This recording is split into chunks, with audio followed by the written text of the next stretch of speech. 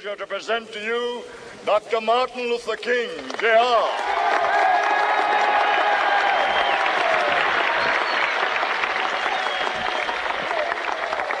I am happy to join with you today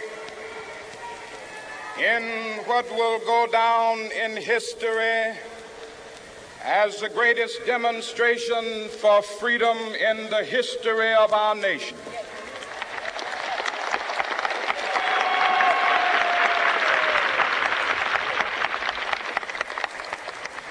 Five score years ago,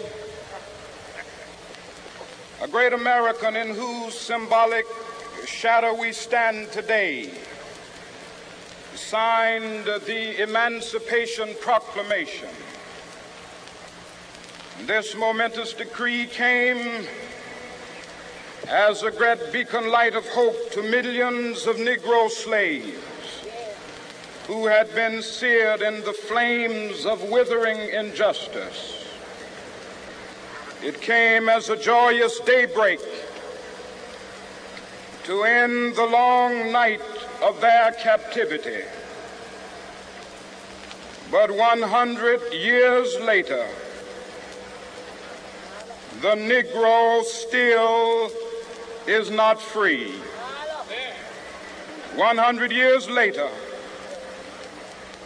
the life of the Negro is still sadly crippled by the manacles of segregation and the chains of discrimination. 100 years later, the Negro lives on a lonely island of poverty in the midst of a vast ocean of material prosperity. 100 years later, the Negro is still languished in the corners of American society and finds himself in exile in his own land. And so we've come here today to dramatize a shameful condition. In a sense, we've come to our nation's capital to cash a check. When the architects of our republic wrote the magnificent words of the Constitution and the Declaration of Independence, they were signing a promissory note to which every American was to fall heir. This note was a promise that all men, yes, black men as well as white men, would be guaranteed the unalienable rights of life, liberty, and the pursuit of happiness. It is obvious today that America has defaulted on this promissory note insofar as her citizens of color are concerned. Instead of honoring this sacred obligation, America has given the Negro people a bad check, a check which has come back marked insufficient funds.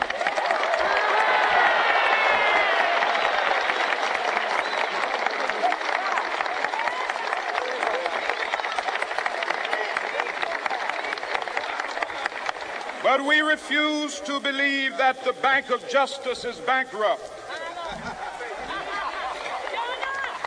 We refuse to believe that there are insufficient funds in the great vaults of opportunity of this nation. And so we've come to cash this check, a check that will give us upon demand the riches of freedom and the security of justice.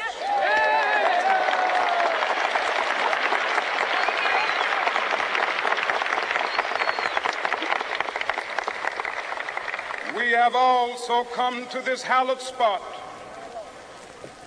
to remind America of the fierce urgency of now. This is no time to engage in the luxury of cooling off or to take the tranquilizing drug of gradualism.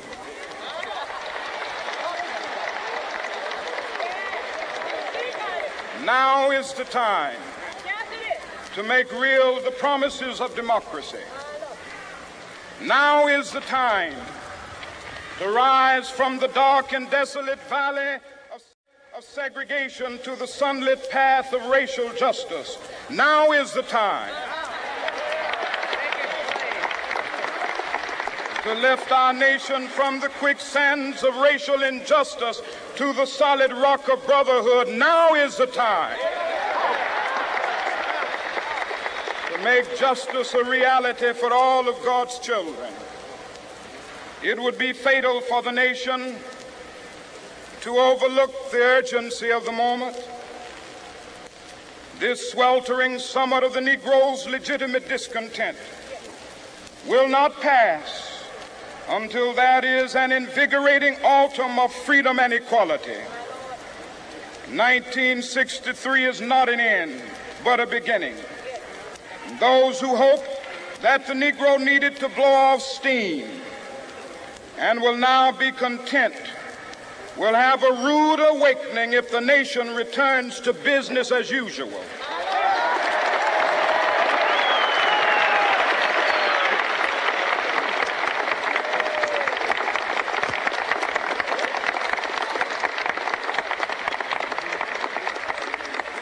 There will be neither rest nor tranquility in America until the Negro is granted his citizenship rights. The whirlwinds of revolt will continue to shake the foundations of our nation until the bright day of justice emerges. But that is something that I must say to my people who stand on the warm threshold which leads into the palace of justice. In the process of gaining our rightful place, we must not be guilty of wrongful deeds. Let us not seek to satisfy our thirst for freedom by drinking from the cup of bitterness and hatred.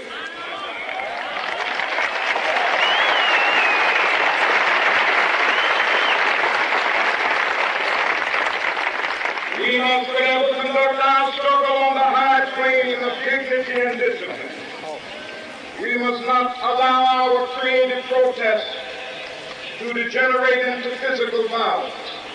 Again and again, we must rise to the majestic heights of meeting physical force with soul force. The marvelous new militancy which has engulfed the Negro community must not lead us to a distrust of all white people. For many of our white brothers, as evidenced by their presence here today, have come to realize that their destiny is not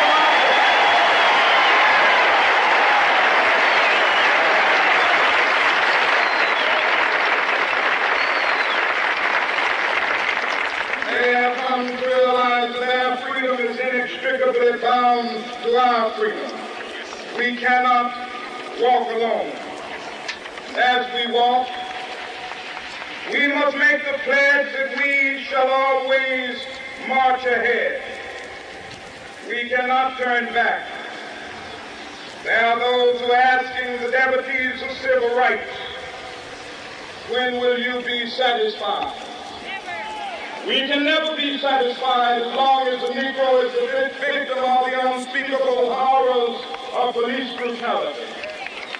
We can never be satisfied as long as our body is heavy with the fatigue of travel, cannot gain lodging in the motels of the highways and the hotels of the city.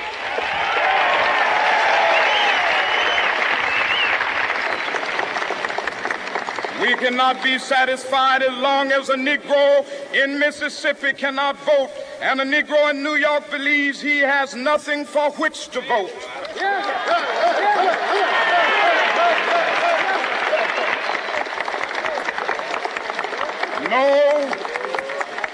No, we are not satisfied, and we will not be satisfied until justice rolls down like waters and righteousness like a mighty stream.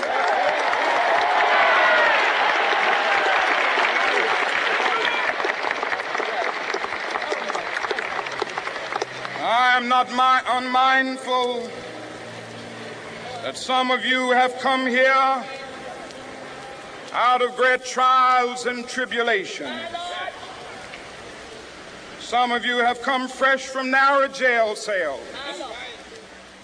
Some of Some of you have come from areas where your quest for freedom left you battered by the storms of persecution and staggered by the winds of police brutality. You have been the veterans of creative suffering. Continue to work with the faith that unearned suffering is redemptive. Go back to Mississippi. Go back to Alabama. Go back to South Carolina. Go back to Georgia.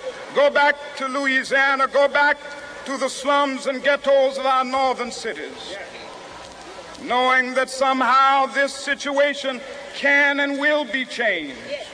Let us not wallow in the valley of despair. I say to you today, my friends,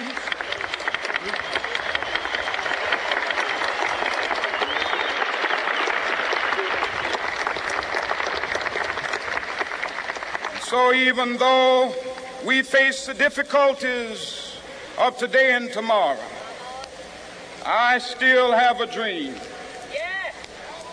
It is a dream deeply rooted in the American dream. I have a dream that one day this nation will rise up and live out the true meaning of its creed. We hold these truths to be self-evident, that all men are created equal.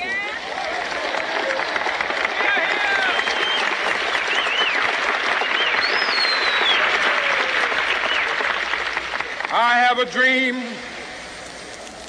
that one day on the red hills of Georgia, the sons of former slaves and the sons of former slave owners will be able to sit down together at the table of brotherhood. I have a dream that one day even the state of Mississippi, a state sweltering with the heat of injustice, sweltering with the heat of oppression, will be transformed into an oasis of freedom and justice. I have a dream that my 4 little children will one day live in a nation where they will not be judged by the color of their skin, but by the content of their character. I have a dream today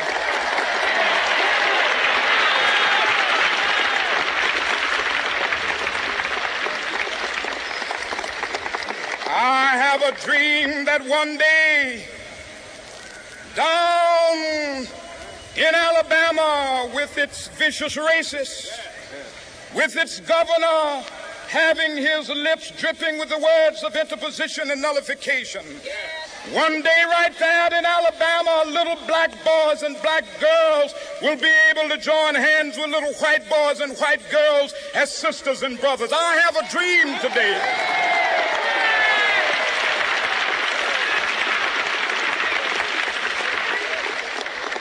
I have a dream that one day every valley shall be exalted, and every hill and mountain shall be made low. The rough places will be made plain, and the crooked places will be made straight.